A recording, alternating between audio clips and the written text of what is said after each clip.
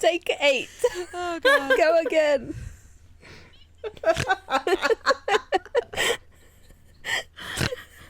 To be fair, I feel like we were pretty serious and really controlled throughout the whole episode. This is the episode. crash and burn that I was expecting to happen at like 4 in the morning, This is what but I it thought didn't. was going on.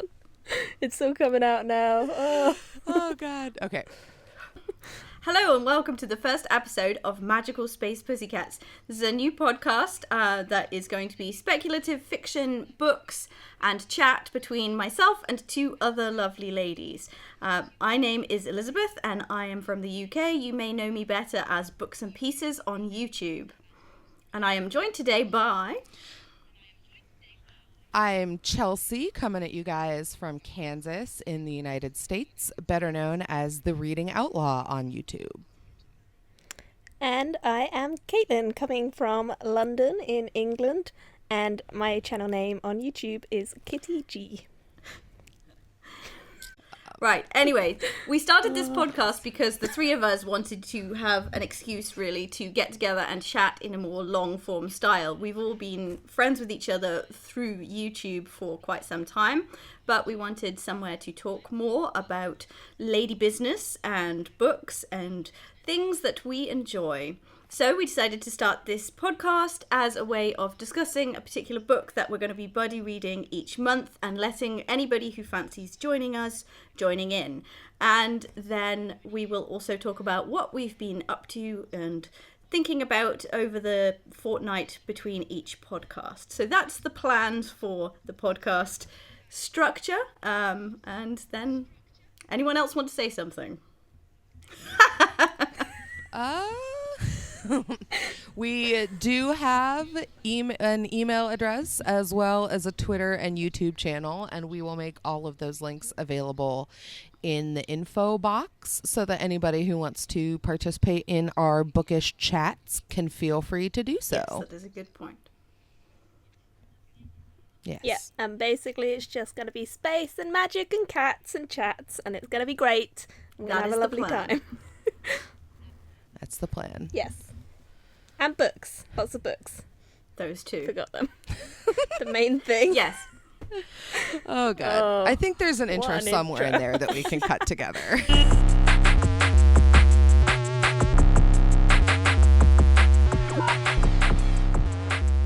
First off, we want to talk about what's new. So, what's new, my pussycats? All right. Well, top of the docket, what's new? We have the lovely new proposal for the Lemonade Award by Nalo Hopkinson. Do you guys know? I know, Elizabeth, you know what this is. Caitlin, have you heard about this yet? Tell me a little bit more about it. So Nalo Hopkinson has decided that there is entirely too much negativity going on in the SFF community. So, which none of us are surprised about. Shocking. So she's decided she's going to flip it around. And so she is planning on giving out some kind of award. No word yet on whether it will be monetary or just a pat on the back, but she's going to give it out to the 5 people or groups of people that she thinks are making a positive difference in the SFF community. So, good for her. I think there's a little bit too much of the anti-social justice warrior, sad puppy, rabid puppy negativity going on. So I am entirely excited to see who applies and what she's coming up with for that. So yeah, and I think this is a wonderful reaction to it because the people have reacted in different ways. Like there's loads of campaigning against what they're saying and making sure that people are knowing to vote and, make sure that we don't let these awful things win because it's ridiculous that these slates are there. And then there's been another reaction, which is the Sputnik Awards, which is hilarious. I kind of feel like that's a reaction to this whole elaborate how can we change the vote system. Mm-hmm. I don't know if any of you have seen the Sputnik Awards. It was started by, I think, Joe Leslie Walton. Not Joe Walton. Okay. The lady, but Joe Okay. I think it's Leslie Walton.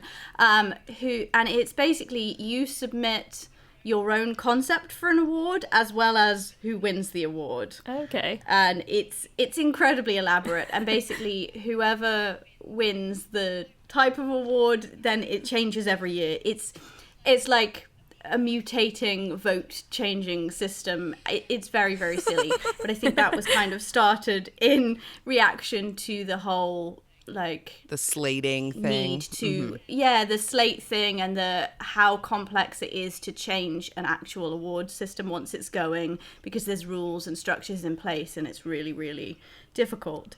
And so that was kind of a fun reaction to it, but I think this is a real positive move. Yeah. Just focusing in the other direction, not being like, oh, it's all so silly, but like, no, let's do something about it, which I think is that whole lemonade thing. Yeah, making lemons out of lemonade. She was very clear that it is not to be related to the Beyonce album of the same name. So listeners, do not be confused. But yeah. Yes. And I also think it's the award trophy is quite perfectly like sci-fi beautiful. I haven't seen the trophy.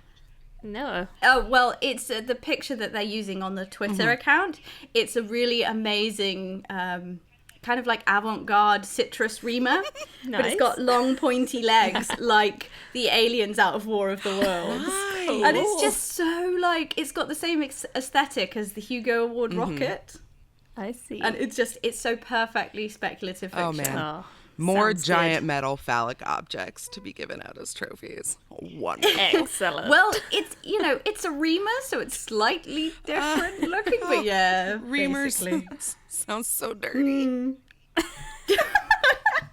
This is what you can expect on our podcast. Oh, yes. Welcome. Yes. But yeah, and I also think it's good that, I think that being able to create your own award is definitely clever, but I feel like so many times the negativity can find a place to like cement itself and can kind of all root around one very specific concrete, like an exploitation of the rules. And so I think having like a codified and a standardized method of rewarding positivity will kind of help to fight against that. Yeah, because so much, if it's just an award for like a book or whatever, people are going to complain or argue or say that this book isn't good, this book doesn't do a thing. But if it's like you say, an award for positivity, that's really a different thing. I was quite impressed recently, the SFRA, Science Fiction Research Association, or Speculative Fiction Research Association, they had their annual conference and awards just the other day. And they have an award for service to the community. Oh, cool. Cool. Yeah, and this year it was won by Farah Mendelssohn, who is wonderful. She's a British academic, and I worked with her at Worldcon in London. And she is so involved in so much stuff, and she got that. And she made a wonderful speech, which is available online somewhere. I will hunt it down. Oh, no, I think they're publishing it in their journal. And it should be really interesting. So, and she talked about, getting involved and doing things. And I think this is very much in that sort of thing, but it's like a whole award just for these positive acts that people do. Absolutely. Excellent. And of Sounds course, good. we'll see if we can track that down if they're not publishing it. And I'll put all the links that we talk about today in the show notes. And I'll link to the Lemonade Award Twitter and all of that good Yes. stuff. Including the wonderful Oh, picture. obviously. Of course. Yeah, so you too can imagine winning the wonderful reaming device. All right. Well, to move from some positivity to something a little bit less positive, how are you two ladies doing with the Brexit vote that happened? Well, Yeah. what to say?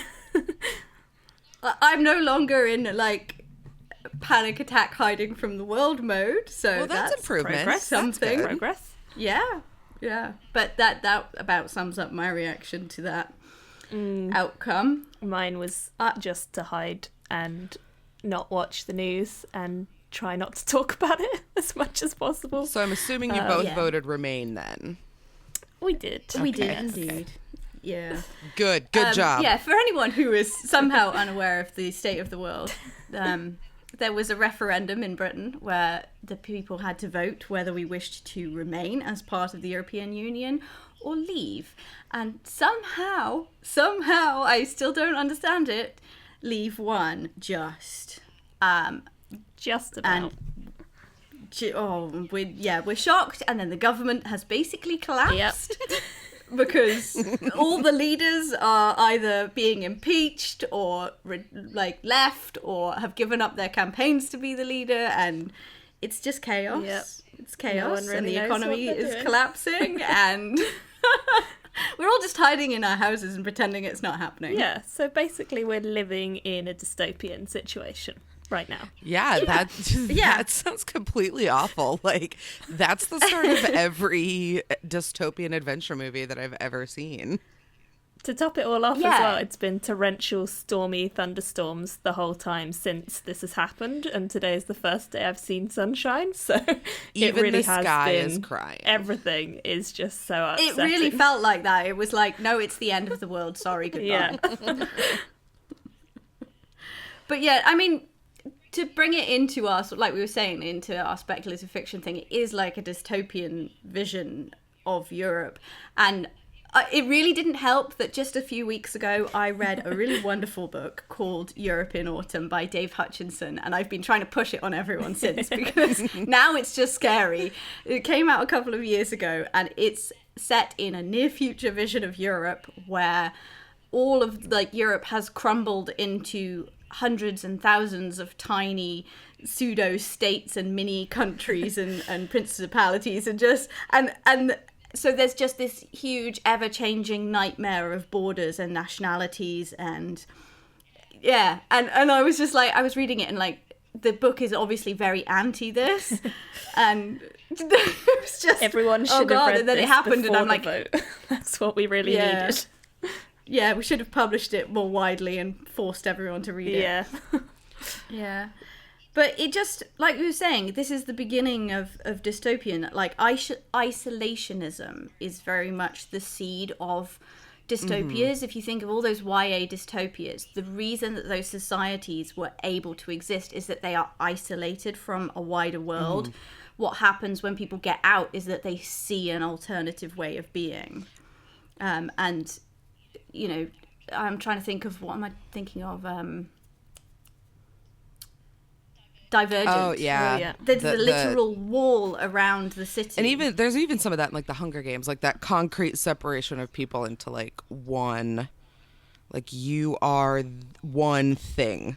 And so you will be with all Yeah. other people who are this one thing. And anyone who's a Yeah. different you're thing will District 1 and yeah. Yeah. that's it. And you can't see or share between them because that would give you ideas about living differently or that you were allowed or that, you know, other people were good and interesting and nice and brought you positive things and that contributing to a shared society could be positive. As opposed to like our favorite The Long Way to a Small Hungry Planet, which is literally just like, look at all of these incredibly different people who may still have conflict but are finding ways to live it all in harmony or come to a kind of common ground of things. Exactly. It's that.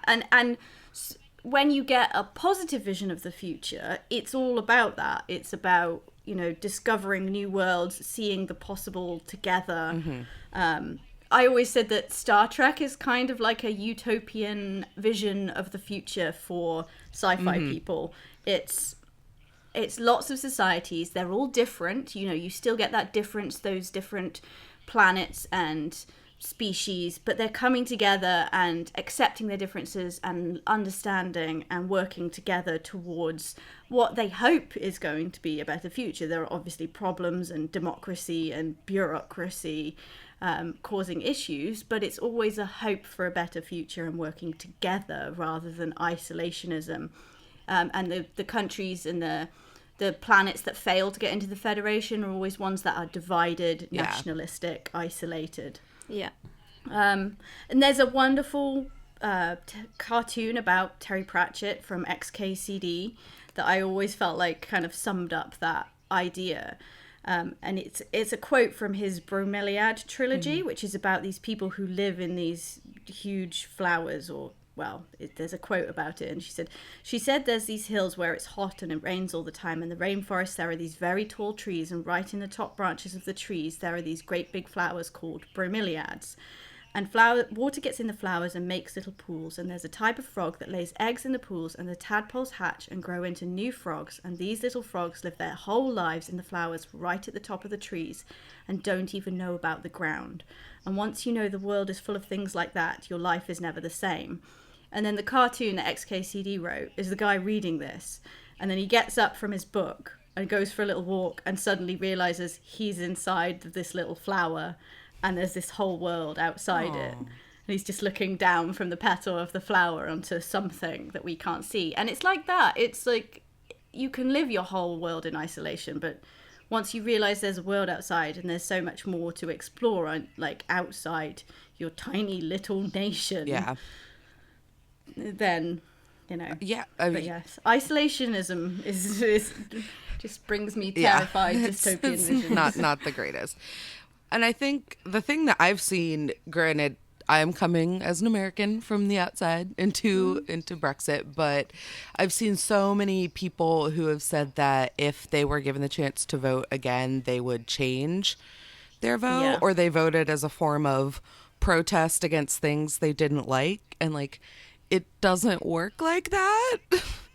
And so it just makes me a little afraid for the American politics of, like, hey guys, let's look at what happened to our lovely UK friends, and maybe when the time comes in November, we don't vote as a demonstration of our anger, but rather in line with the politics, which we think would be best for our country. That's the scary thing, is lots of people seem to vote because they're angry about something that cannot be changed by that specific vote, which is just a terrifying situation to be in. Because it's like, well, the thing that you were angry about can't change now because that wasn't on the table. And never can be. Like, we can't change what happened in the 1980s with Margaret Thatcher. Like, that was why some people voted, and it's like, how has that got anything to do with Europe? And yeah, but now we're faced with this strange new happening that's going to change everything because of that. Yeah. Basically, we all just need to take to the skies. Yeah. So, I don't know. I just always live in hopes that one day Star Trek will come true. Star Trek or The Long Way to a Small Angry Planet. I would be down. Yeah, with Long Way those. to a Small Angry Planet. Oh man, that would work. For I me. just want to hang out with baby Will Wheaton and drink tea with Jean-Luc Picard, please and thank you. Oh man. Or eat those roasted insects on the ship. Oh, so nice. Good. With everybody on Long Way. Right.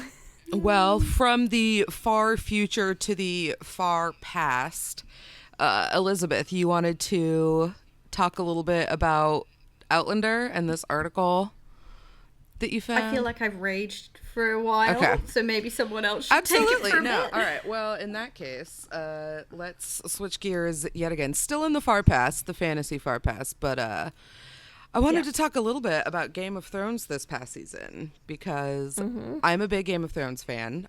Elizabeth, do you watch? Are you still watching?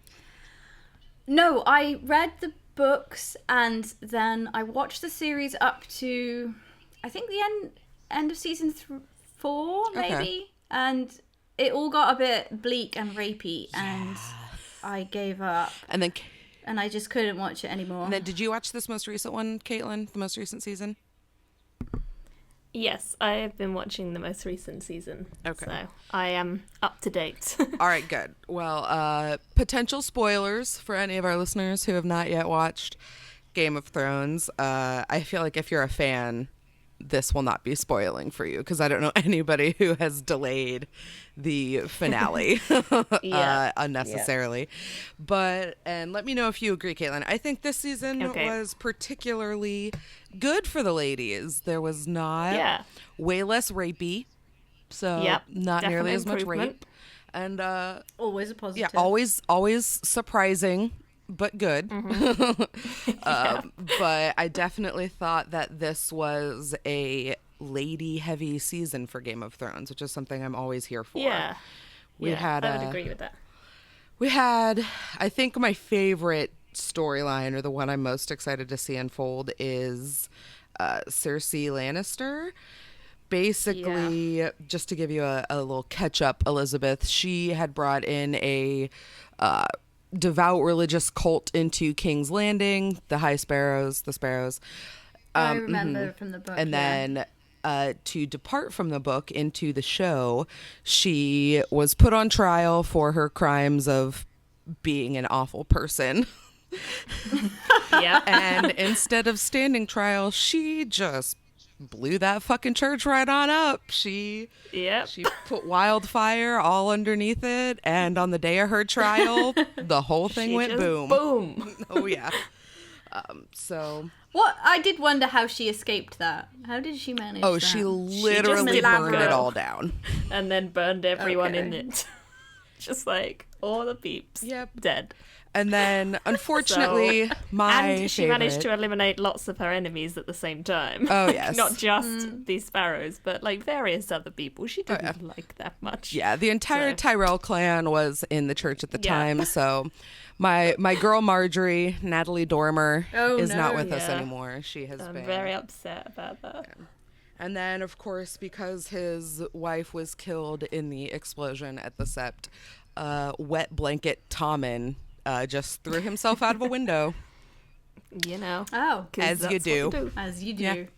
Yep. As you do. I mean, he's had a fairly traumatic young He life. has. Yeah, that's true. He has. And he's always been at the mercy of the other people in his life, kind of telling him what to do and how to do it.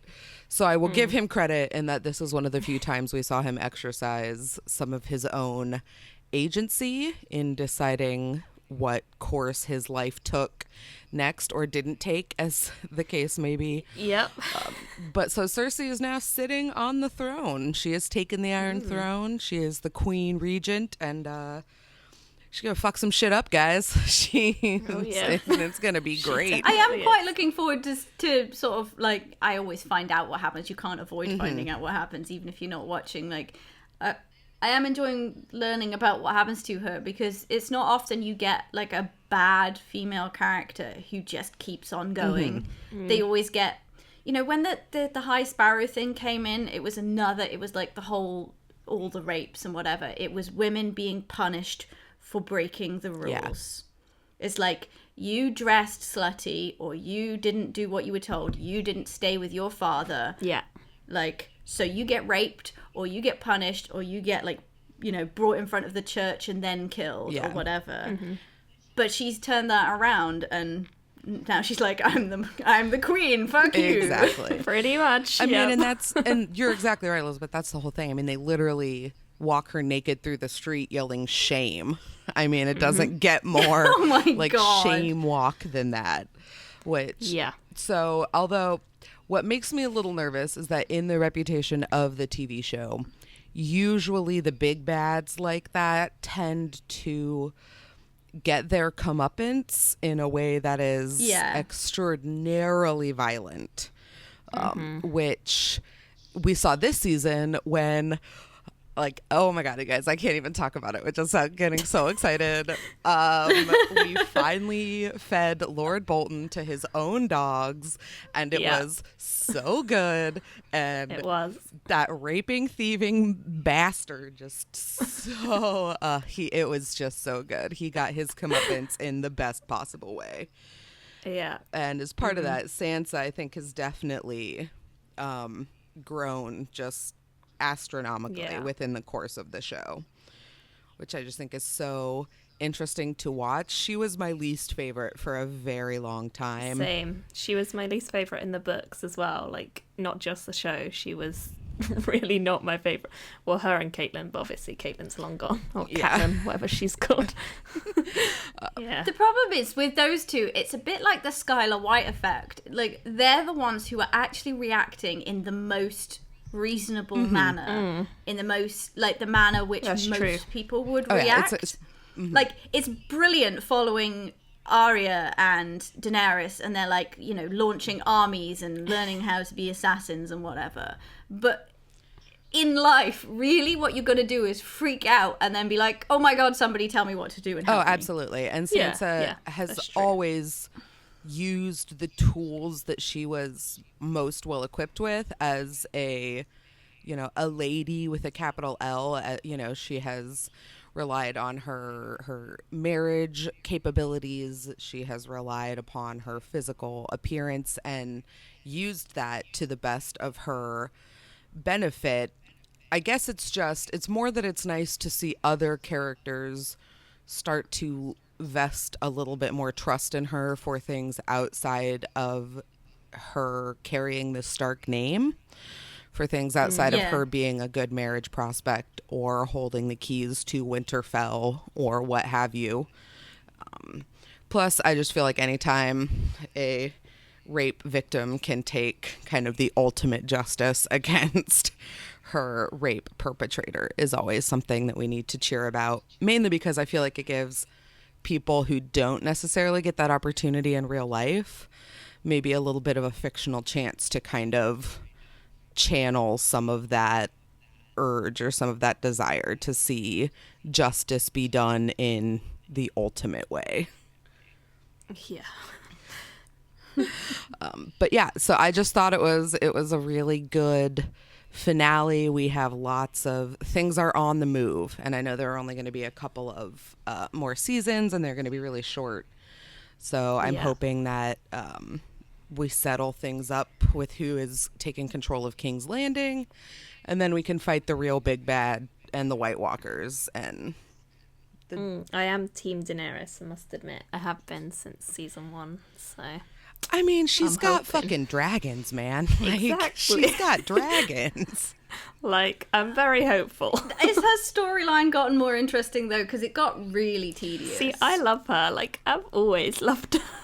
Don't know what it is. It also got very dubious when that one season ended with her being held aloft by, like, you know, the brown people holding the white princess up who saved them. And it was like, I'm sorry. Like, have you read about history ever? Like, this is wrong. Bad, That's wrong. what I was going to say, Elizabeth. It's gotten more interesting for sure, but there is definitely still some, like, white savior complex things going on there. That's true. Like, white woman from afar will come and liberate and set free all of the brown people and lead them to their ultimate potential or what have you. So there's still a little bit of that, but she has teamed up with the Greyjoys of the Iron Islands, and she's kind of taken their fleet. Who I really like, I must admit. There's the female. some. What's her name? Yara? Asha or something like Yara? Yara. That's the one. Yeah, I like They her. changed all their names, the Iron Islands, because of the close naming. But I was going to say. See, I always had this thing that Daenerys really should not be queen, nor should Cersei. None of those people, really. What they need is the person who has the best agrarian policies, because they are totally fucked on that land. Yeah. Like, they have been at war since the autumn, since the harvest. They talked about it. Like, the harvest has been destroyed. Everything is messed up. There's no food. Everyone's going to be starving. And there's no way of getting back from that. They're in winter. They don't know how long winter's going to last. So the only things that are going to save them are good trade and agrarian policies. The Greyjoys could dominate this world because they are the only people with a good trade system in place if they wanted to. They have ships. That's true. Like, everywhere else is messed up. Bravos is pretty messed up, and they're not going to trade with the people unless they come in and come with some good terms. It's like Brexit. We're so doomed. Like, you know, you're coming from a position of weakness now because you don't have anything to trade with. You have an awful war-torn land in political turmoil. versus the rest of the world, which you need to trade with. And one of the parts of the world is in utter chaos because Daenerys is romping through it with dragons. Yeah. Oh, she's got a lot more than just dragons as well now. Oh, yeah. I'd be in serious concern about, like, feeding the world at this point. Maybe there'll be, never another... mind the political nonsense. Maybe there'll be another, whole land that they all just move to after it's done. Yeah, Well, that's the only... Let's just go into space. Actually, and in addition... Oh, man, that's how it all ends. It's all been a That would be a dream. twist. Or just the planet blows up because, I could see George R. R. Martin doing that. Oh, God. Well, that will be interesting. That's one of the things I'm interested to see. Obviously, Martin has we can assume he has Winds of Winter pretty solidly locked up. But books, the rest of the books are unbeknownst to any of us. So while I'm sure, he's been writing these books since the late 80s, early 90s. So I'm sure he has his own set of endpoints in mind. But it will be interesting to see if the TV show and the way that the TV shows have gone will influence how the books go. Yeah, I think it'd be interesting to see what the reaction is if he ever releases the books, whether people just seem to think he's copied the TV show and he's stolen off of them, or whether they think, oh, he gave them that ending, but he's now changed it, because they've basically said, we know the end point, but we're going to take our own routes to get there. Yeah. So... Yeah, because he only let them, or he said he'd let them do it if they could guess the end. Yeah. Correctly. And they guessed, so they know what the end is. Yeah.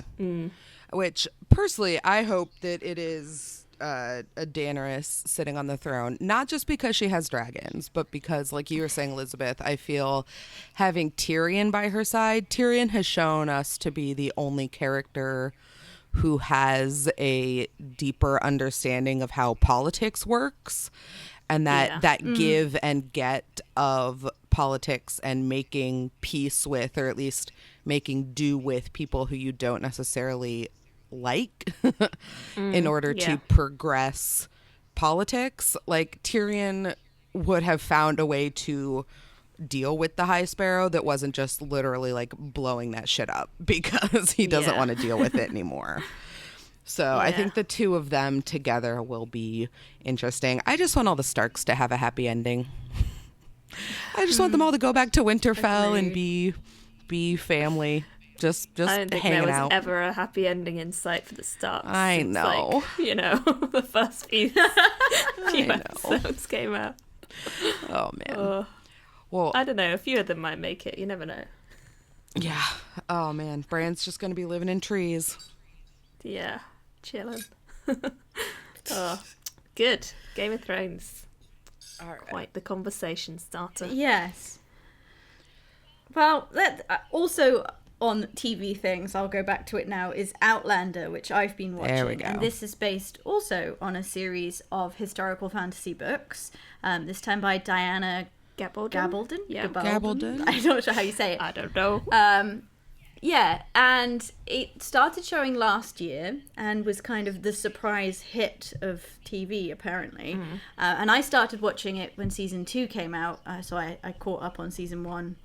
And now I've seen all of season 2, or most of season 2 as well.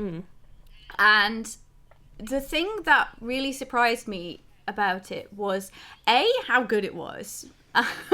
Good. Because I went That's into progress. it thinking this was a fluffy romance time travel thing. Yeah.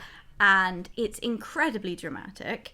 And then B, how positive it is compared to how sad I was about Game of Thrones when I stopped watching it. This was kind of my replacement for Game of Thrones. Yeah. So it's about a woman. It starts in 1945. She's been a nurse in World War II. And she and her husband are kind of reconnecting after the war because they've been apart for 5 years, basically. Yeah. They're reconnecting, going on a second honeymoon in Scotland. And then she goes off to this Standing Stones to collect herbs or something, and ends up going through the stones and time traveling back to 1743. Oh, see, I never got that far. I only watched the bit where they were on the honeymoon, and I was like, I'm not really feeling this. So I turned it off. Yeah, Maybe I you've should gotta- watch the rest of that episode. You've got to get past that. Okay. Yeah, and then once she's in the 18th century, she promptly gets attacked by British soldiers who are up in the Highlands, and then rescued by a Highland clan. And then much shenanigans occur, and she ends up making friends, and then eventually, I probably shouldn't spoiler it, but eventually marrying this one Highlander. And then there's this whole conundrum about she's married in the 20th century, and then she's getting married again. Is she, being a bigamist? But if she's stuck there, what's she meant to do with the rest of her life? Her husband definitely isn't alive. Oh, okay. Can't say he's dead, but he's not alive. Yeah. And what's extra traumatic is one of the British soldiers is a direct ancestor of her husband's, and it's played by the same actor. Oh, and he's evil in the past. Oh, no. He's because he's representing England basically in Great. Scotland. And it's everything's bloody Brexit. And it's really wonderfully filmed. It's very, very dramatic. There's some serious, in-depth, drama. The politics is very dramatic and serious. And it's quite violent, and the threat of rape is brought up several times, but it's taken so much more seriously, I feel, than in Game of Thrones. And I read this wonderful article, I think it was on the Huffington Post, on the Huffington Post, about Outlander and the female gaze. And this was the thing that really stood out to me on this. There's a lot of sex in it. It's, think Game of Thrones, sex and violence. And it's the same thing in Outlander, but it's handled so differently. Both the violence and the sex are taken so much more seriously. Yeah. So even in the first episode, when you're in the 1940s, she has this time with her husband, and they have sex to kind of, they're bringing themselves back together, and they're enjoying sex. And, it's handled like it's all about her pleasure. You see that. It's not just, this is kinky, let's watch this. It just looks like sex that anyone could be having, and it's very much real. And then when she goes into the past, the male bodies, we gaze at them far more than we objectify hers. And when they're the clothes come off and whatever, they're not idealized bodies. It's much more realistic. I mean, it mentions in the article it's not exactly time period specific in that she has shaved legs and everything because modern sensibilities. But it's so handled so differently. And when eventually there is a forced marriage, she has to get married to him for political reasons to save her. But it's not. It made me think of, in Game of Thrones, Daenerys marrying Khal Drogo. Yeah. They have to get married. She has no choice in the matter. And he turns out to be a lovely character, and they end up with a marriage full of love. But when they get married, he has no care for her. He rapes her on their wedding night. He rapes her. It's a transaction. Yeah. And so as much as he redeems himself later, he's not a good guy overall. He has no care for her as a woman. Whereas when these two get married, it's all about him taking care of her. He's worried about hurting her. They stop in the middle of it, and he's like, are you okay? Are you enjoying this? And she's the experienced one, and he's the virgin. It turns all these stereotypes of your typical trad fantasy on its head. And it's wonderful. It's so interesting to watch. And then it does get really intensely dark and violent at times, but not in a oh my God, everybody dies. When people die, it's serious. They're actually dead, for one. Excellent. And it's really bad, because it would be really bad. So, not something Game the of violence Thrones is much claim. more... Yeah. The threat of violence is suddenly much more real, a cut, a broken finger, a smashed arm or whatever suddenly becomes this life-changing, threatening incident. Makes sense. It's just, Yeah. Because I read the article thing is just, it's handled that so you differently. linked us, and what I thought was really interesting that it mentioned is there's not this... there's this voyeuristic quality that Game of Thrones will do when they're having a scene of exposition where they just, have naked ladies walking around. Like, there's so many scenes that take place in brothels or in private chambers, and there's just like nudity, and you can tell that it's not nudity for a purpose. It's nudity because, like, men need boobs, can't listen, must have pretty lady to look at. Like, it's one of those things, and it's just, as a woman, you're sitting there watching, being like, my husband is perfectly capable of following this conversation without there being tits present, so I don't understand why this is happening. And I guess the article was mentioning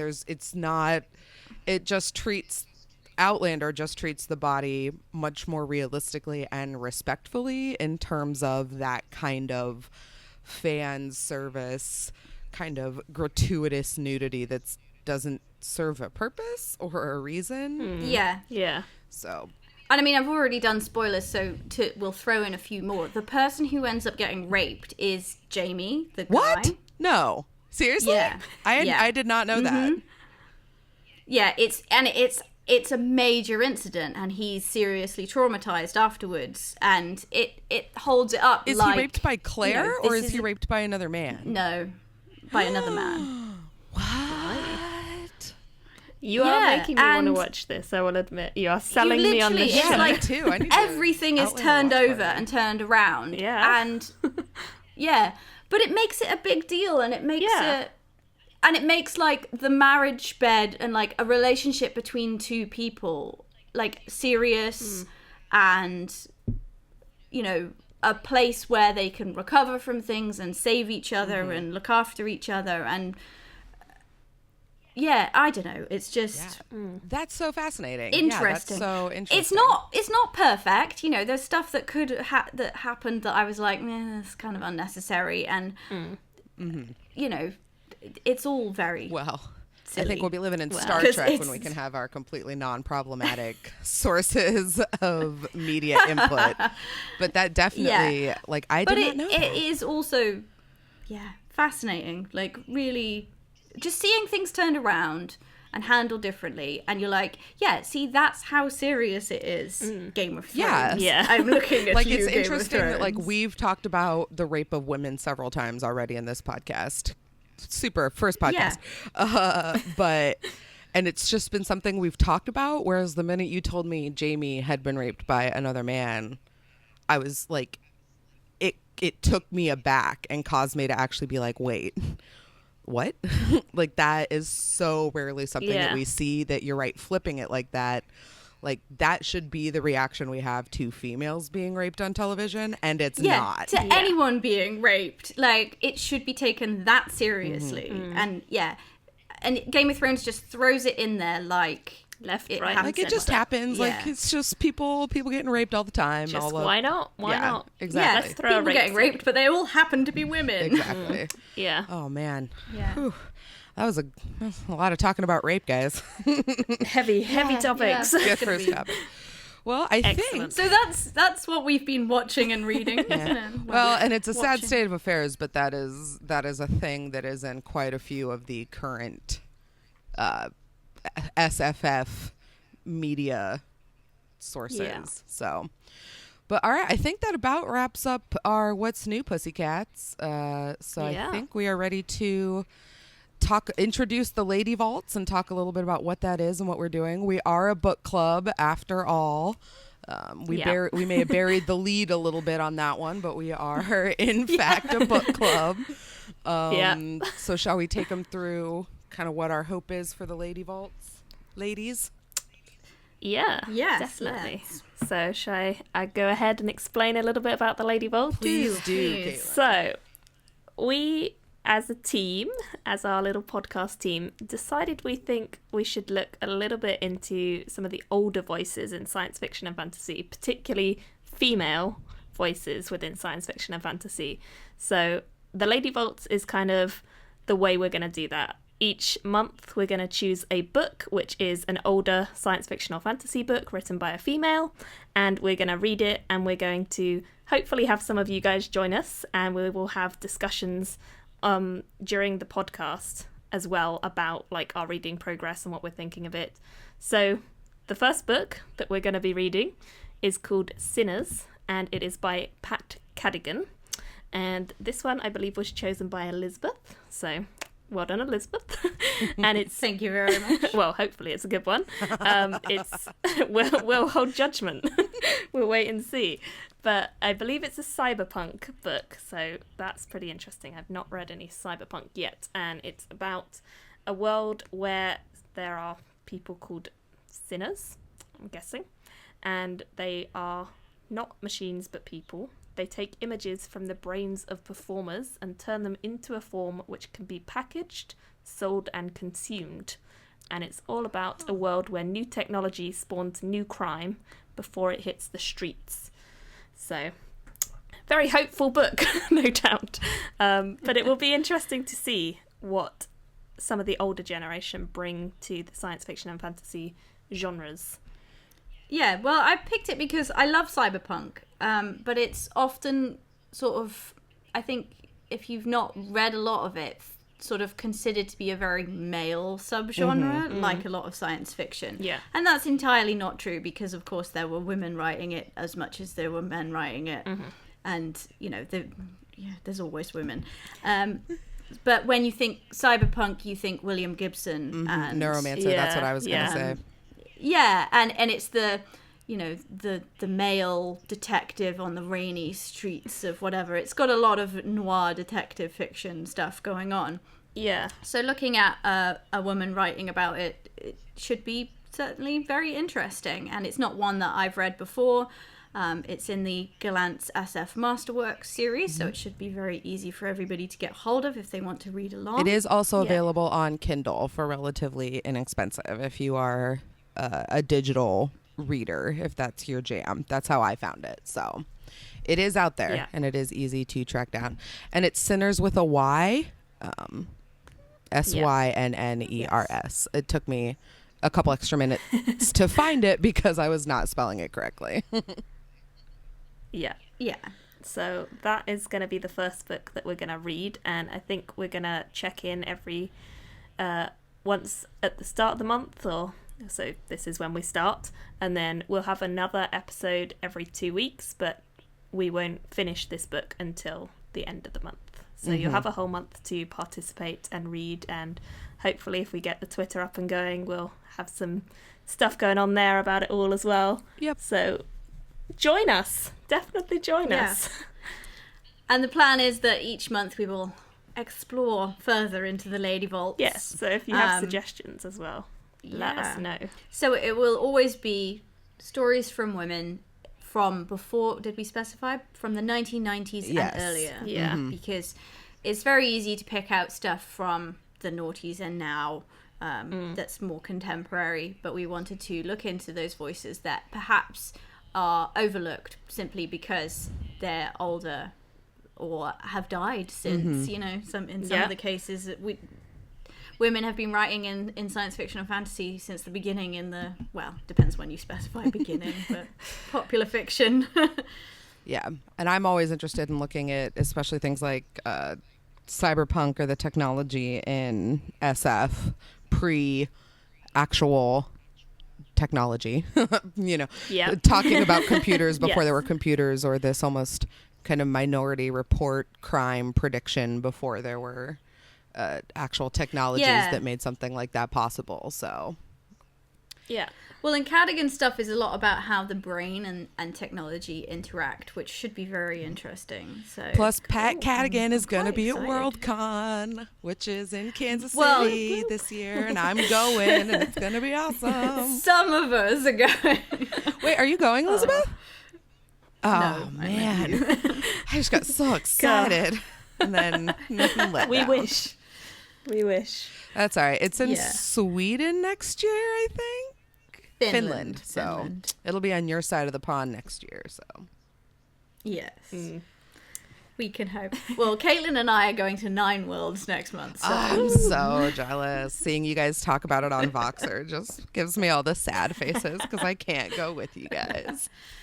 Oh, yeah. We will arrange one sometime. Oh, yeah. Where we'll all go together.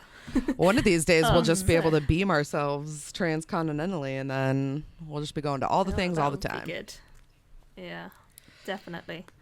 Okay, so that pretty much sums up all of our news and introducing the podcast and introducing the Lady Vaults. We're going to try and do this fortnightly, like I said. And we do have an email, which is just magicalspacepussycats@yahoo.com. So if you ever want to get in touch with us, you can do that. We're also probably going to set up a Twitter, although we don't have one just yet. But if we get one by the time this goes live, I will put it in the YouTube description, or we'll put it in the information box so you can find us there. Absolutely. All right. Well, should we wrap up by telling everybody what we're reading right now? Sounds good. What's everybody reading? What's everybody got on the go? Okay, I'll start, shall I? I am reading 2 things actively at the moment, although I have a bajillion things currently reading on Goodreads, because, you know, that's how I roll. So the 2 that I'm actively reading are Cameron Hurley's Geek Feminist Revolution, which I just started last night. I know you guys have been loving it. Good. So, I would say it's a good choice. I've only just started. Yeah, so that one's exciting so far. Feel all pumped up already. And the other one that I'm reading is an ARC copy. So that one is Gemina by Jay Kristoff and Amy Kaufman. How is that? I've So far, I'm liking it, but Okay. I'm only like 50 pages in, so we'll see. We'll see. But it's interesting, and I like it so far. I had some very mixed feelings about the ending of Illumine, so we will have to Yeah, see so how did I. Gemina But ends up Gemina's working out. interesting I've chosen so not far, to believe so- that there is a sequel. I'll let you know if it's worth reading. So Okay. yeah, And then, interesting so far. Yeah. All right, well, I'll go. I actually just finished up Geek Feminist Revolution, so that was definitely, I really enjoyed that one. I especially liked her essays about Mad Max Fury Road and her essay about public speaking while fat, or being a public figure while fat. I thought those were both really well done. So I have since picked up another essay collection called Life Moves Pretty Fast, 80s movies and While We No Longer Make Movies Like Them, which is each chapter or each essay is about a different 80s movie and kind of talking about the culture they're in. They talk about abortion and Dirty Dancing, and they talk about parental relationships and 16 Candles, and it's just so much my jam. 80s movies and pop culture is just where it's at. I need to read Yeah, it. it It's sounds so good. interesting. Sounds very interesting. And then I'm also reading Among Others by Joe Walton, which oh yeah, I need to start was- that soon. yeah, you do. Yeah, you do. I will start it. Which is really amazing. It is about a young Welsh girl named Morwenna and her evil mother who is a witch, and there are fairies, and her twin sister dies. It's not a spoiler. It's like on the back of the book. And so she starts going to an English boarding school, and it's very magical realism. And it's the thing I like most about it is Morwenna is a really big reader, and she's a really big SFF reader. So she's constantly talking about the James Tiptrees and the Robert Heinleins and the various SFF. You're in for so much of a treat. This book is wonderful. Is it? Okay, and good. It's all about the Okay, books. good. It's all about the books. I'm There's excited. a reading list that you can get when you finish it. Oh, really? I was gonna say, I cool. have a little notebook that I've been like writing down titles in, because she drops them like left and right. Like every other day, she's like, "Oh, and now I'm reading this classic science fiction book," and it's awesome. Yeah. And then I'm doing a re-listen of Ready Player One on audio, because Nice. Will Wheaton has my nerd heart forever and always. No matter what. So, and since Titan's Grave is on hiatus for right now, I had to get my fix somewhere else. And so I thought I'd give another listen. Why not? Well, I have also been reading Geek Feminist Revolution, Yeah. so I feel like maybe this should have been 3 our for 3. Good job, guys. Yeah.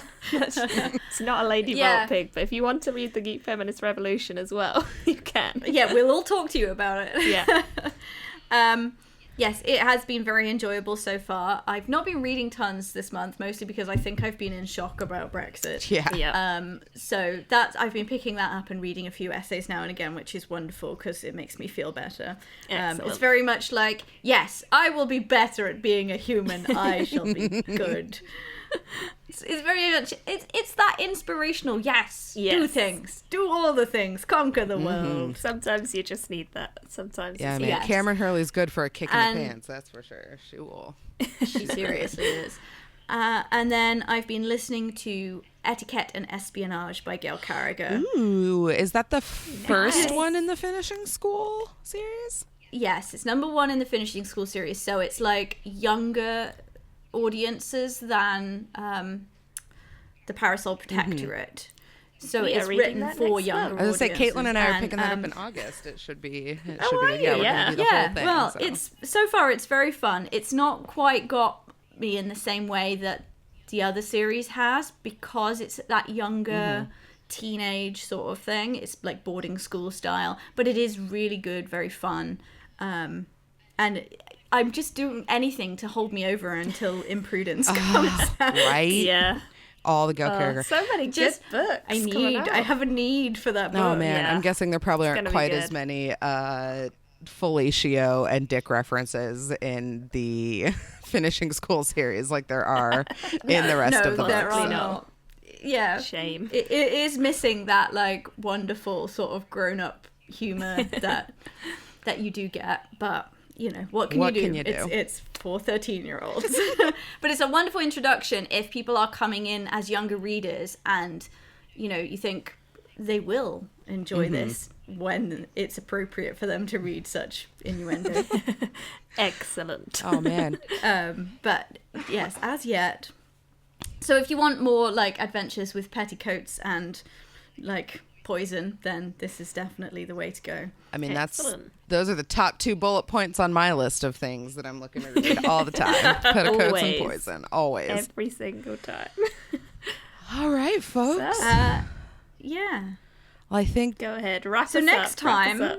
just thinking next time, we will still be doing What's New Pussycats. We'll be doing that every week, wrapping up what's new and what we've been enjoying on the internet. But we will also be digging into how we've been finding Sinners, but not completing it. We won't do spoilers next week. We'll just be general Updates. overview. Yeah, and then the week after that, we will wrap up Sinners and launch the next Lady Vault find. yes, still to be determined, but we will have one We'll by let the you time know. it's necessary. Yes. All right, ladies, it has been lovely chatting to you guys today.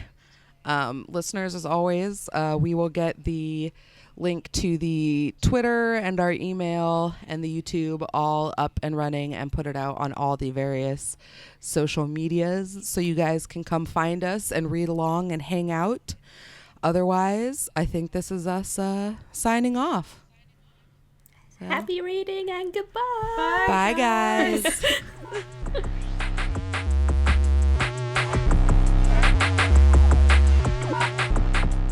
Thanks for listening to Magical Space Pussycats Episode 1. You can find us online at magicalspacepussycats.wordpress.com.